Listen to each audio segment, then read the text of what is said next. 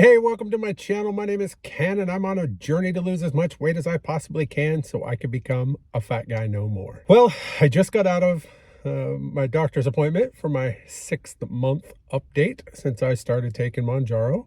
Needless to say, she was quite excited. I haven't seen her since December 5th. Since then, I have lost 49 pounds in those 13 weeks and a grand total of 126 pounds since she started me on Mounjaro 6 months ago. Like I told her, thank you, because without you telling me about this, without you explaining it to me, without you even mentioning it to me in the first place, since I'd never heard of it, this probably wouldn't be happening. So thanks. With that said, I want to share some of the things that I've learned over the last 6 months.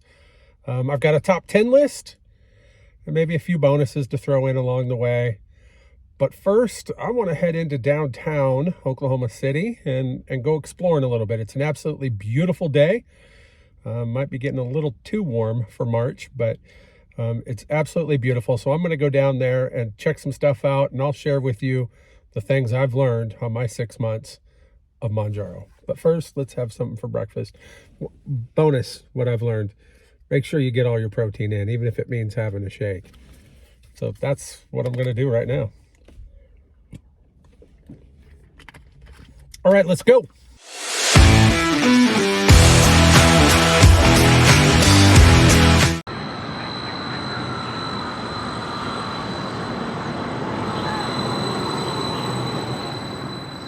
So as I jump on the Oklahoma City streetcar, one of the first things I want to talk about that I've learned in the last 6 months is that calories matter. Calories really matter. Obviously, too many calories isn't good, but too few is just as bad. And then on top of that, you have to worry about the kind of calories that you're having. So I get most of mine. Next stop, Arena, sponsored by Riverwind Casino. So I get most of mine from protein. Typically pescatarian proteins, so I use a lot of tofu, a lot of beans, and seafood from time to time. I'll have some fish, and I'll have some shrimp from time to time. Those are my big sources, along with protein shakes, so Fairlife. But again, not all calories are created equal, and that's something that took me a long time to understand. If I wanted to grab extra calories, I had no problem grabbing a Coke and drinking it for a couple hundred calories, when that really does nothing for me. Whereas a couple hundred calories from an avocado gives me not only potassium, but fiber as well, and that's exactly what my body needs. So these are things that I've really made changes on over the last 6 months that have made a big difference.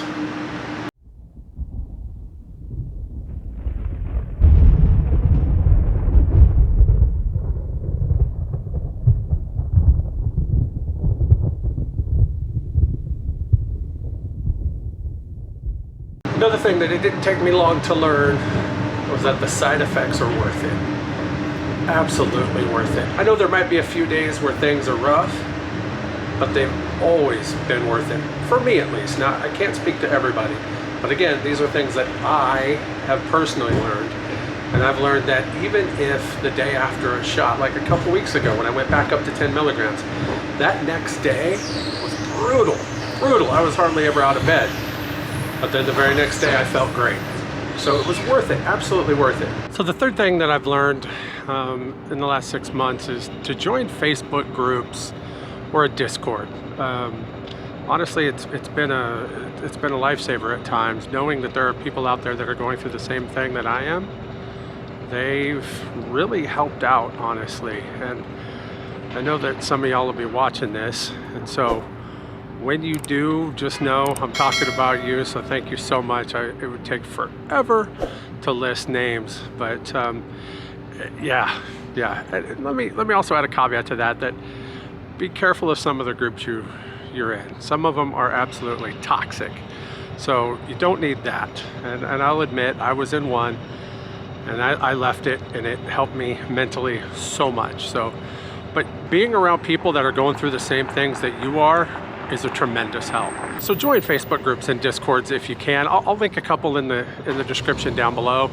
The ones that have really helped me because it's been absolutely wonderful. So I've come down to the Oklahoma City Bombing Memorial. You can see it just right here. That's one of the entrances right behind me. But before I go in, I want to talk about one more item that I've learned.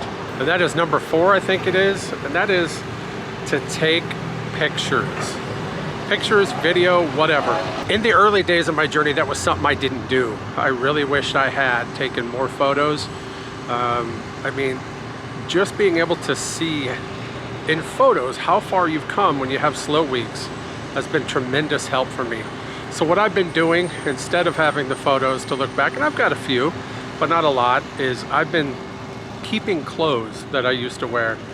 And being able to compare it now to the sizes I'm in. So like I've dropped from a 10XL shirt down to a 6, and I can actually fit into some 5XL shirts, as we know. But that's great.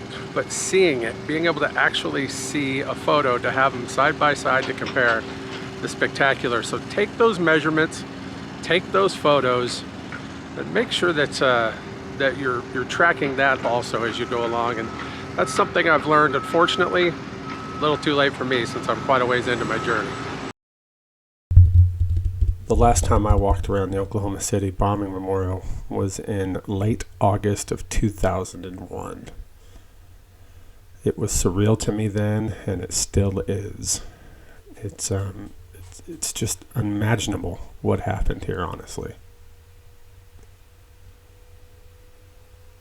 I remember that morning, I'm sure like most people do, April 19th, 1995. I was actually living in Tumwater, Washington, on the south side of Olympia. And my mom came in to wake me up to tell me that something happened in Oklahoma City. This one hit pretty close to home, and ironically now I live about 15 to 20 minutes or so from this memorial. I have lots of family down here in this area, and once we found out that everyone was okay, we were glued to the TV, watching the news, just trying to wrap our heads around what had happened to the Murrah building. These chairs here, if you don't know, represent those that lost their lives. The taller chairs represent the adults, and the smaller one for the children. It's actually quite sad standing here just staring at all of them.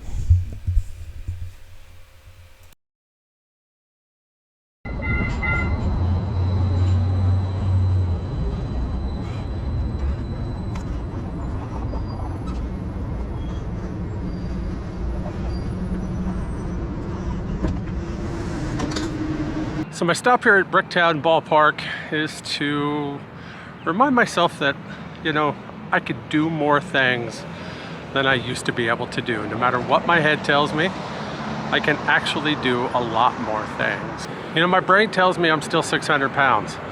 So when I go to doctor's offices and I look at the chairs that's got the arms on them, and I think I can't sit there, yet I can, and I do now, thanks to Mounjaro. So this is the first time that I've ever walked around down here. There's really nowhere to sit if you look behind me, and that would normally worry me. Now I know that I can stand longer than I used to, not a whole lot of time, but I know that I can do it, so I wanted to come down and check things out. And that's a big thing I've learned since I've been on Mounjaro, is that I can actually do more things than I think I can.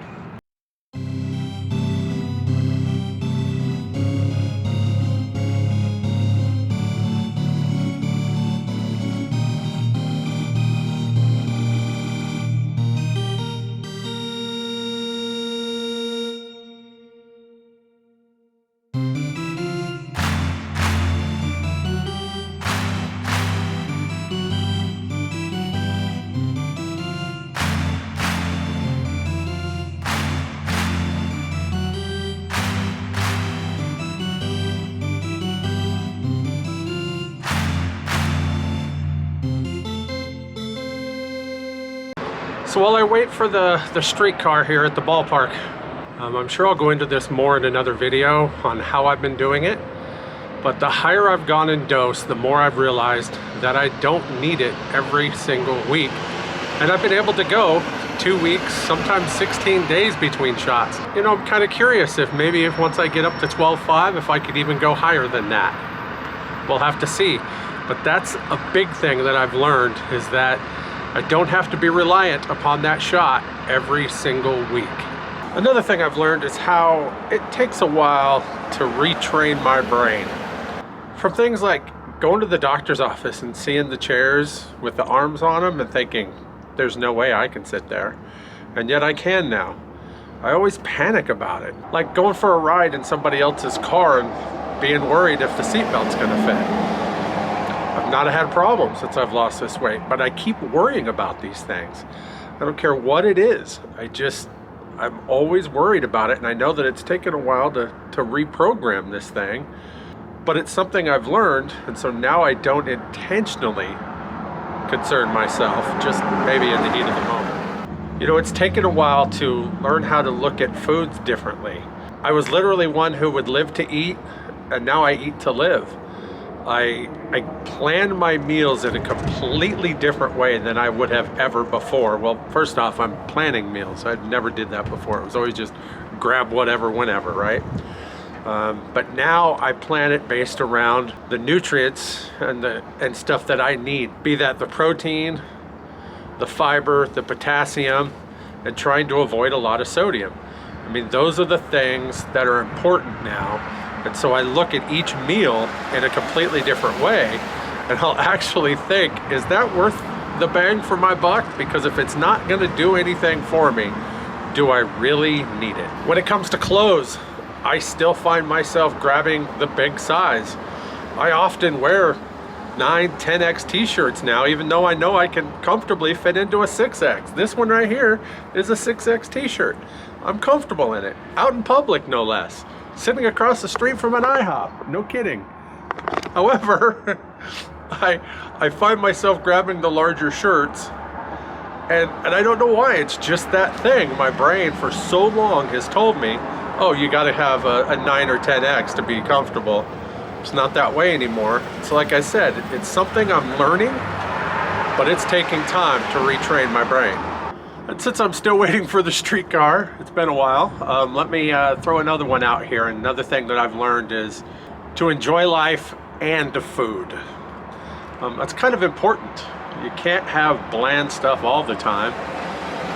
So I have no problem having things that I really shouldn't have, but I also know what they'll do to me, and I know that it might slow down my weight loss, but it doesn't matter. Sometimes you just have to. A couple weeks ago, I went to Jimmy John's, got me a sandwich. It was loaded with sodium. It shot my overall sodium up for the week big time. I didn't care. It was good. I felt like I deserved it. I wanted it. I got it.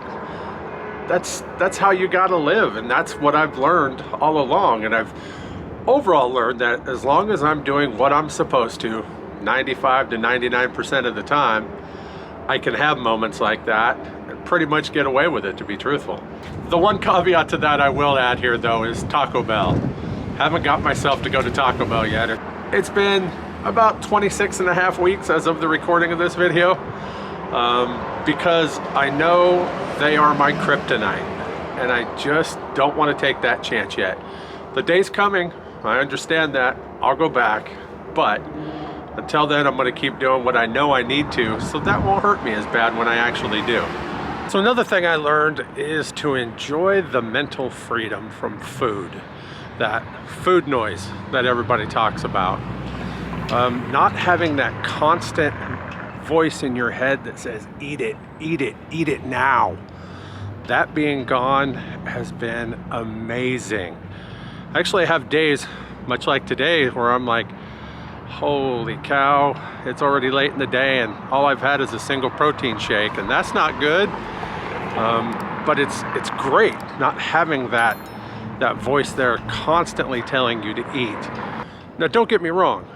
I still obsess, I would say, maybe over food, but it's a completely different thing. It's about playing Tetris with my meal plan to make sure that I'm getting everything that I need. That's why I track food, but that'll be in a completely different video. But not having that noise has been a freedom that I never thought that I would ever get to enjoy. To be able to just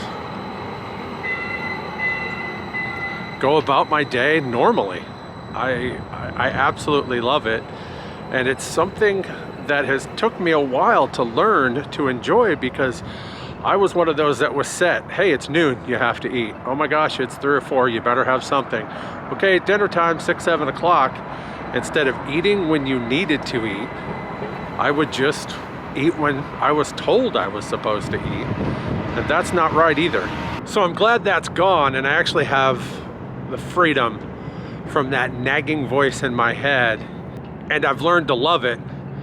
And that's one of the greatest things that's happened to me so far on my journey, is having that food noise out of my life. So let me add one last thing that I've learned since I started Mounjaro, and that is life is amazing. I've been able to do more, see more, go more, and I've really enjoyed myself. And the best part is, this is just the beginning. I had those milestones that came fast and furious at the beginning, like being able to put my socks on, being able to get in a car without needing a seatbelt extender, being able to walk to go to games like the Thunder games here at the Paycom Center, or to concerts here as well. I've been able to do so many more things, and I'm quite proud of that, and it's all thankful to Mounjaro. But what that does is it just feeds my fire. I can't wait for the next 6 months and beyond to see how things go, because this is just the beginning. Thanks for watching. If you'd like to follow me on my journey to become a fat guy no more, hit that subscribe button, and don't forget to hit that bell so you can get notifications every time I upload a new video.